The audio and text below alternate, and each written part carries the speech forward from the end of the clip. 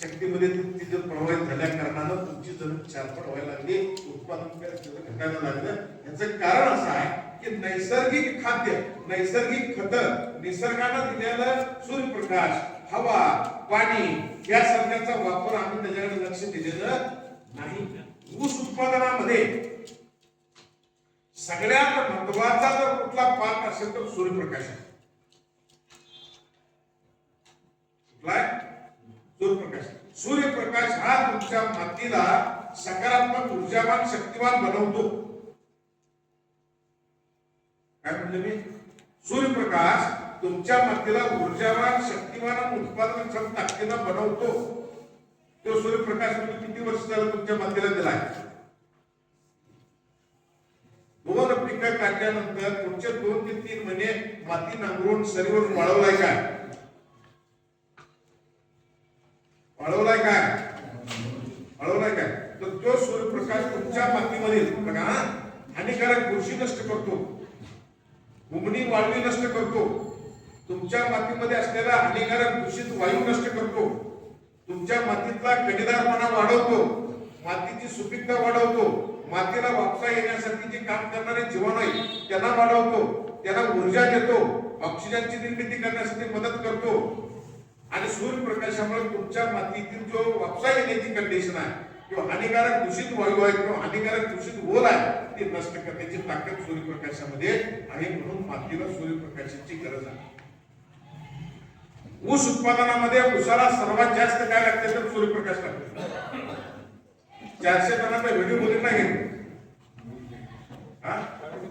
मारेगावला आता बारामतीला जे आता एक्झिबिशन चालू आहे त्या एक्झिबिशन मध्ये ते 400 टनाचा ऊसाचा प्रोग्राम दाखवला चालू आहे आता सध्याला. 400 टन उत्पादन घेण्याचा प्रोग्राम त्या शेतकऱ्यांनी ठेवला. कशाच्या ताकदीवर? सूर्यप्रकाशाच्या ताकदीवर. मग सूर्यप्रकाश करतो काय?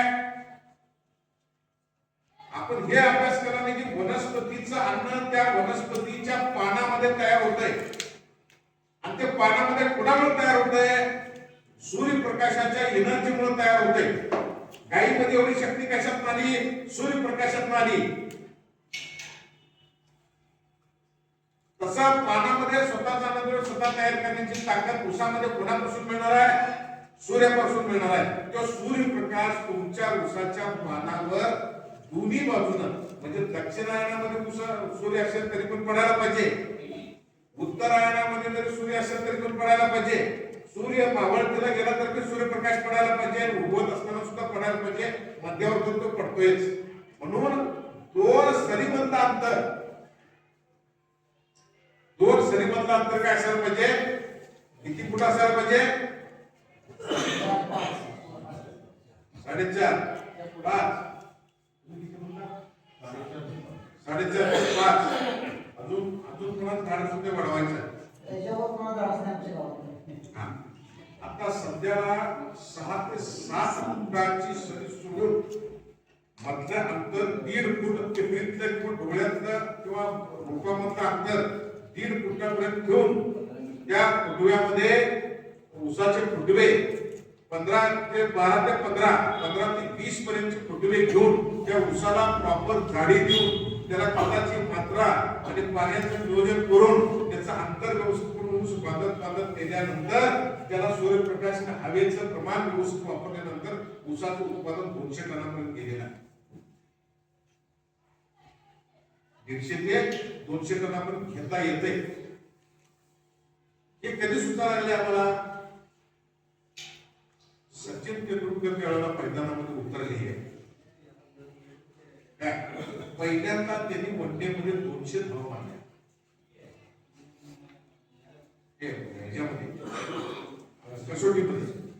कसोटीमध्ये 200 धावा मारल्यानंतर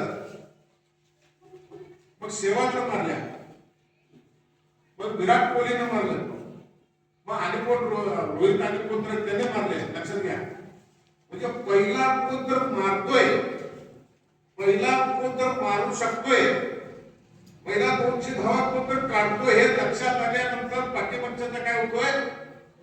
कॉन्फिडन्स वाढतोय, आत्मविश्वास वाढतोय. तुमचा आत्मविश्वास 4-4.5 फुटीवर तटलाय.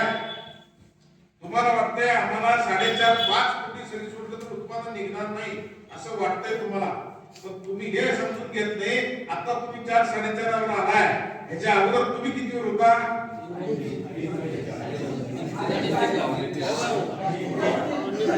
तुमच्या गावातल्या एखाद्या व्यक्तीने पहिल्यांदा 4 कोटी सोडला असेल, त्याच्यानंतर 4.5 केला असेल, पण शिरडोनमध्ये अजून कोणतं असणार आहे त्याने 5-5.5 फुटापर्यंत सोडलेला असणार आहे. एखादा तो शेतकरी 5 फुटाचा असणारच आहे, किंवा शेजारच्या नांदणीत तर ते भरपूर आहे, टाकोड्यात आहे. म्हणजे जाता येता असणाऱ्या टाकोड्यात तर किमान 5 फुटाची सरी सोडलेला शेतकरी आहे. 8 फुटाचा सोडलाय म्हणजे तो अजून पुढे गेलाय. म्हणजे 8 फुटाला सुद्धा त्याचा ऊस आहे, त्याचं उत्पादन तो घ्यायला लागलाय. आणि तुम्हाला भीती वाटते 4.5 फूट पुढे जायची. तुम्ही अभ्यास करायला पाहिजे का? नैसर्गिक स्त्रोत जे लागतात, सूर्यप्रकाश, हवा, ऊसाचं पेर हे कांडाय धरून चला. ऊसाचं पेर नीट लक्षात घ्या. माईचा लाल जरी आला तर त्याचे प्रोसेस सांगितलं, पाण्याचं रिजल्ट सांगितला तर 100% तुम्ही काढू शकणार.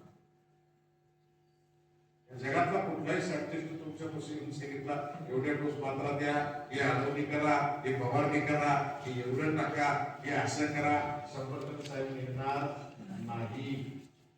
निसर्गाला बरोबर घेतल्याशिवाय तुम्ही शेतीच करू शकत नाही. काय म्हणतोय मी? निसर्ग, नैसर्गिक जे घटक आहे, जे स्त्रोत आहे ते वापरल्याशिवाय जगात असलं कुठलं तंत्रज्ञान निर्माण झालेलं नाही. आमचं टाकान 100% निघाल, मी सांगतो तसं टाकान 100% निघाल, अजिबात शक्य नाही.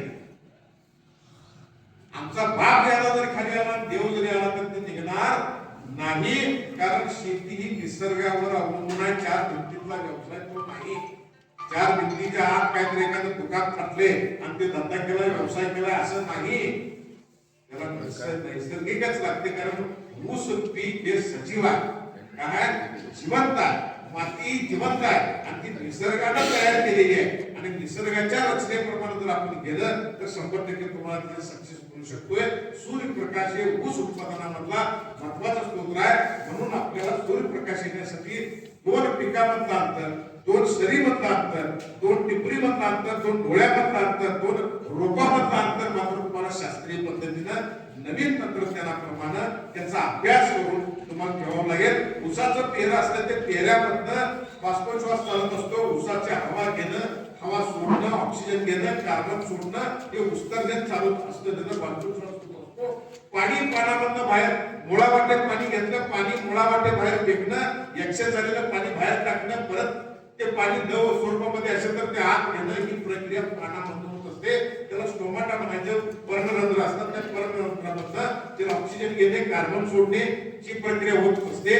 पण पाणी घेणे, पाणी सोडण्याची प्रक्रिया होत असते. हवा फिरती राहत असते. हवा भरपूर लागल्याशिवाय ऊसाला जाडी येत नाही. तुमच्या शेतात पाट आहे का? पाट आहे, चेंबर आहे. चेंबर पाशी पाट मोठा केलाय का? पाट ढकललाय का? पाट ढकलता की नाही? ढकललेल्या ऊसात पाटाचा ऊस असतो की तो बघा. अखंड रान पाणी ऊस पाण्यात असतो, तो गड्डा पाण्यात. अखंड तुमचं शेत सगळं पाणी पिळून पर्यंत त्या पाटातलं पाणी काय होत असते? त्या ऊसाच्या बुडक्यातून जात असते. तरी सुद्धा पाटाला ढकललेला ऊस असतोय, झाड असतोय, त्याची काठी लांबीला जास्त असते, जाडीला चांगली असते. असते की नाही? बघितलंय की नाही? निरीक्षण केलंय, शेतात गेलाय की नाही? नाही म्हणून तर सगळा झाड असतोय की नाही? जिथं तुम्ही ऊस ढकलाय, पाट ढकलाय, तिथं ऊस झाड असतोय की नाही? ऊस वजनाला असतोय की नाही? तिथं पान रुंद असते. एवढं डोळ्याला दिसते की नाही तुम्हाला? पाटाचं अंतर 6 फूट आहे. ढकलून 2 सऱ्यात आपण काय केलं, गॅप केलेलं असतात आणि पाट तयार केलेला असतोय. आणि त्या पाटाचा ऊस आपण ढकलतो त्यावेळेला तो संसर्ग ऊस असतोय, गड्डा असतोय. आणि एवढं सांगतो तुम्हाला, त्याचं पाणी त्याला जास्त झालेलं असते. झालेलं असते की नाही? समजा खाली 500 मीटर तुमचा क्षेत्र आहे, तेवढ्या क्षेत्राला पाणी पिऊन तोपर्यंत त्या गड्ड्यात पाणी जात असते की नाही? तरी सुद्धा ते चांगले असते. का चांगले असते? वारा खेळतोय, सूर्यप्रकाश त्याला मिळत असतोय, त्याला हवा खेळत असते, ऑक्सिजन आणि कार्बनचं रेशो त्याला मोठ्या प्रमाणात मिळत असतोय. वाहनामध्ये सूर्यप्रकाश मिळाल्यामुळे अन्नद्रव्य तयार करण्याची ताकद त्याची मोठ्या प्रमाणात झालेली असते. एक वेळा सांगतो तुम्हाला, पान थांबलं तर मुळी थांबल्या, काय म्हटलं ते, आणि मुळी थांबली तर पान थांबते. आणि मुळी थांबली, आता ऊसाचं उत्पादन घटायचं कारण काय? 12 मे पासून पाऊस चालू झाला होता यावेळेला. 15 मे पासून आपल्याकडे जो पाऊस चालू झाला ते दिवाळीपर्यंत आपल्याकडे मोठ्या प्रमाणात पाऊस होता. मे, जून, जुलै, ऑगस्ट, सप्टेंबर 5 महिने ते 5.5 महिने आपल्याकडे मोठ्या प्रमाणात पाऊस झाला. आणि जो पाऊस असा झाला की आमचा दुष्काळ पडला नाही, एवढं दुष्काळ नसतात.